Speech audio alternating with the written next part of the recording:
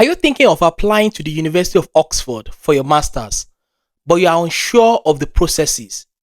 And most of the time, one of the reasons why people don't apply is because they are unsure of the processes and they don't have the information on how to apply. In this video, my primary aim is to walk you through how to apply to the University of Oxford for your masters. And I think this is almost applicable to PhD as well, generally for graduate school. So I'll be walking you through everything that you need to know regarding applying to the University of Oxford. And personally, from my own experience, what I've noticed is that most people, even before they decide to apply, they've already self-rejected themselves that, oh, okay, Oxford is not for me. Oxford is for this kind of people. It's not for me. If I apply, I'm going to be rejected. Or I don't even know how to apply. In this video, I'll be talking you through everything that you need to know from A to Z regarding applying to the University of Oxford. As someone that graduated from one of the most competitive courses at the graduate school level at the University of Oxford, Masters of Science in Global Health Science and Epidemiology with full funding, I believe I'm in good position to share my journey with you and how I was able to apply and everything that is required and everything that you need to know. I'll be talking practically from experience and I'll be sharing my own insights on how best you can apply and what are the key things that you need to know. Let's get right into it. The very first thing that you have to do is to identify the course that you are applying to in Oxford, whether PhD or Masters. I already made that decision since January that I'm applying for this particular program at the University of Oxford. Then I was searching for a good program where I'm going to build very good capacity in epidemiology. I was searching for programs and I saw the Masters of Science in Global Health Science and Epidemiology at the University of Oxford. And the next thing for me is, of course, to check all the requirements, everything that is needed of me. I started doing my own personal research.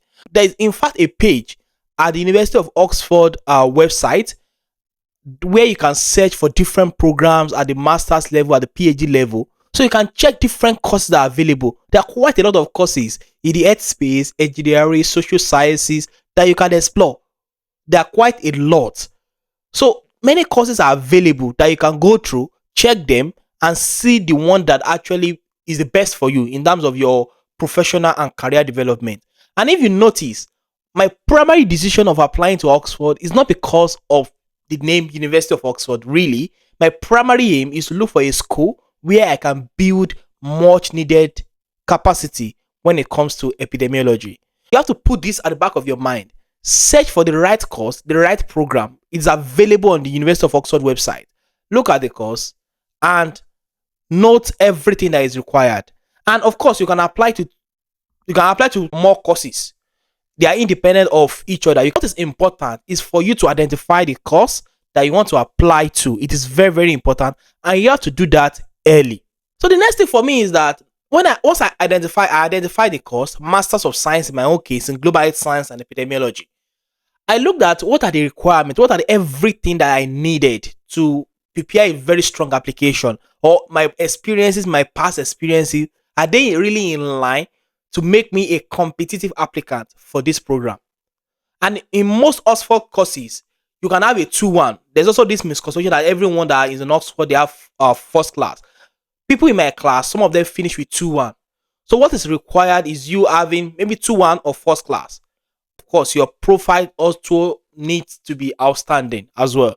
Or you need to have major experience in the field that you're applying to. So look at all the courses on the website and which one is actually best for you in terms of what you want to learn, what you want to build capacity in, and look at the course page, look at everything that is required and how this course actually resonates with you.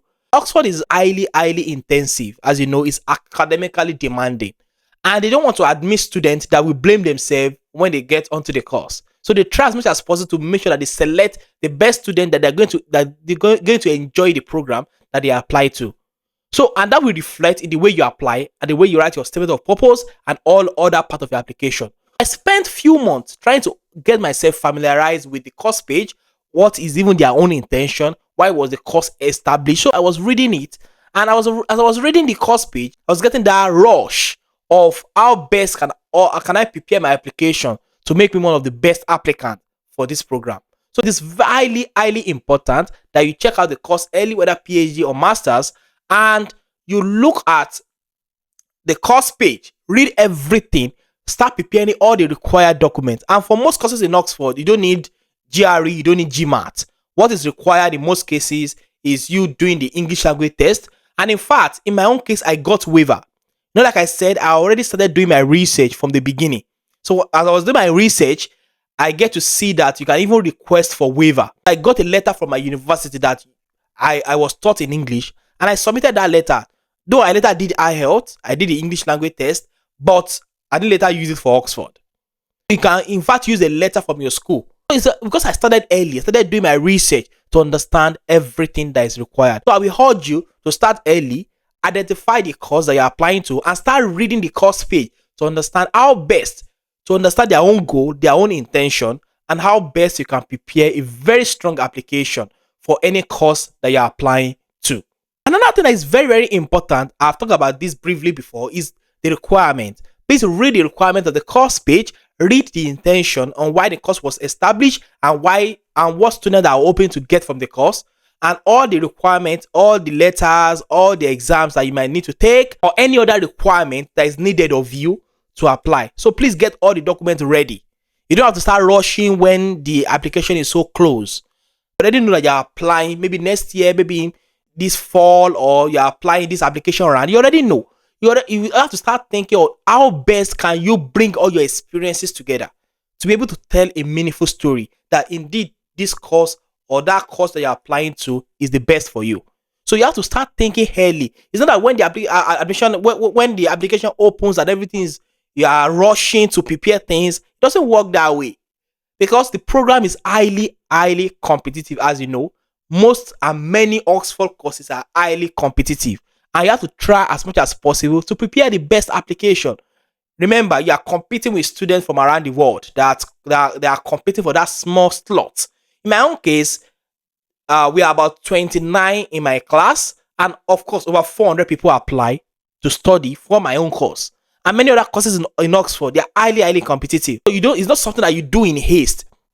You try as much as possible to take your time to prepare the best application. So read the course page and start thinking early about how your experience. It's about strategizing. It's not about everything that you've done. You've done so many things, and no, it doesn't really matter. It's how do you tell your story, and how can you bring out that this course is indeed for me.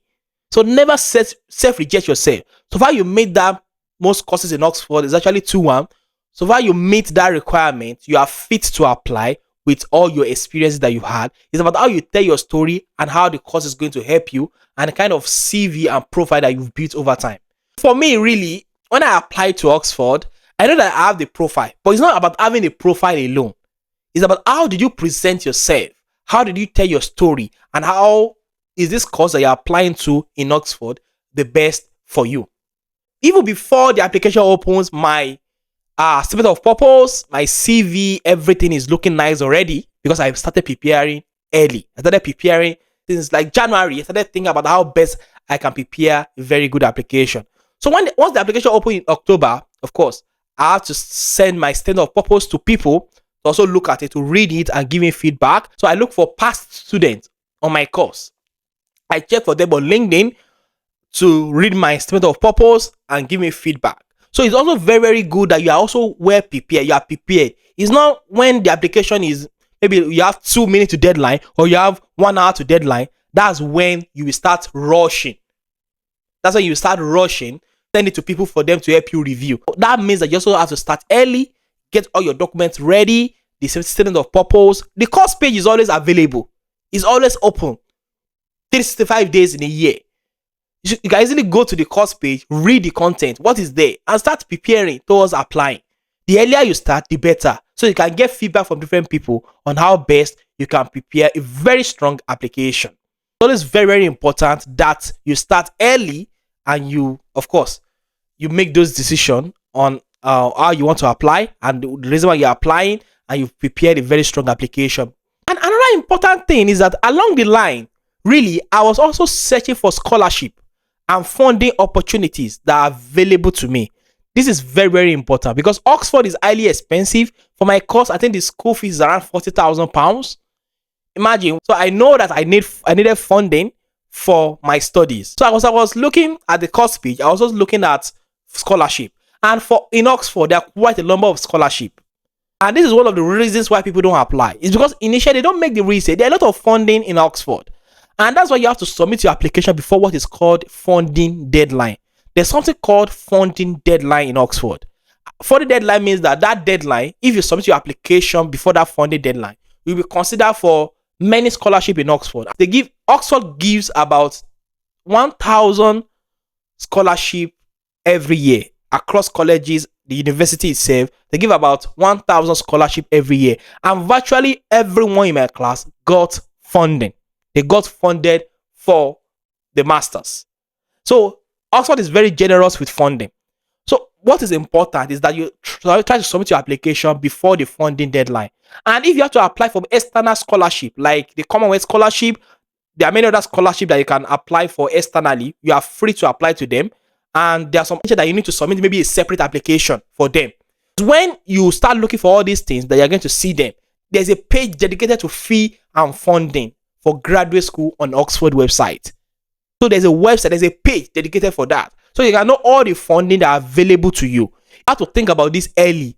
The program that you're applying to, the funding that are available to you. So there's a page dedicated to that on Oxford website. I will advise and encourage you to review the course page so you will know the options that are available to you. And of course, in my own case, I applied for the Commonwealth funding and I got the Commonwealth funding at the end of the day. So I was nominated by the University of Oxford to receive the Commonwealth funding for my master's. So in your own case, it might be that you will consider for the internal scholarship in the university. There are different internal scholarship. There are Claridom.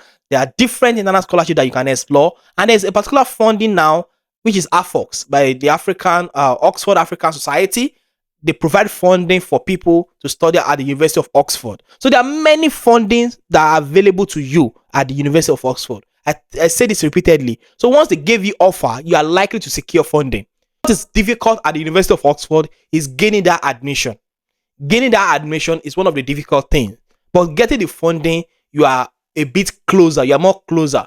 But of course, it would be good if you can also consider other external scholarship like Chevney, like Commonwealth funding, which you can apply to independent of the university.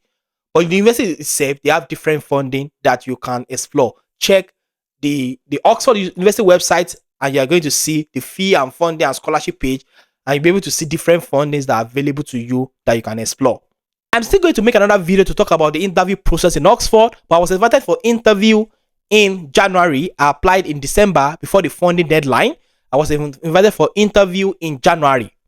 So when I was invited for interview, I had my interview. Of course, I prepared well. I'm still going to share tricks and things that you need to know regarding Oxford interview in another video. So I did my interview and I got the offer within 1 week after my interview. So you can see that the process is not really difficult. It's as simple as anything. All the information that you need are actually available online. And please don't self-reject yourself for Oxford at all. Don't try to do that. You can apply to Oxford and you can get funding that is needed for you to study at one of the top university of the world. So applying to Oxford is actually the hardest part, because most people at that point, they already self-reject themselves that, oh, Oxford is not for me. I can't apply to Oxford. And of course, they won't apply. But I want to challenge you that, of course, apply. Anything that happens at the end of the day, you can, of course, so that you've tried to put in your application. So another thing that's also very, very important that you need to consider is that the application fee. But if you're from low-income country, you don't have to pay the application fee. So for me, in my own case, I paid, I think, £70 to apply. I paid for it. But now there's a scholarship that is funded by the African Society in Oxford that they give waiver through MasterCard to students that want to apply as well. So you can be on the lookout for that. And at the same time, you can, if you're from low income country, you don't have to pay anything. But for my own case, I'm from low and medium income country, I still have to pay the application fee. But people from low income country, Malawi, Rwanda, they don't have to pay for the application fee. So that's that about the application fee. And importantly, another thing that you have to always remember again is that Oxford is highly competitive and you have to try as much as possible to put in the best application. I hope I'm able to give you a rough sketch, a rough overview of important things that you need to know regarding applying to the University of Oxford. Don't self-reject. Apply the program of choice that you want to study at the University of Oxford. Please, if you need any additional insight, kindly drop it in the comment section, and I'll be happy to share more details or more insight to you. Thank you very much, and bye.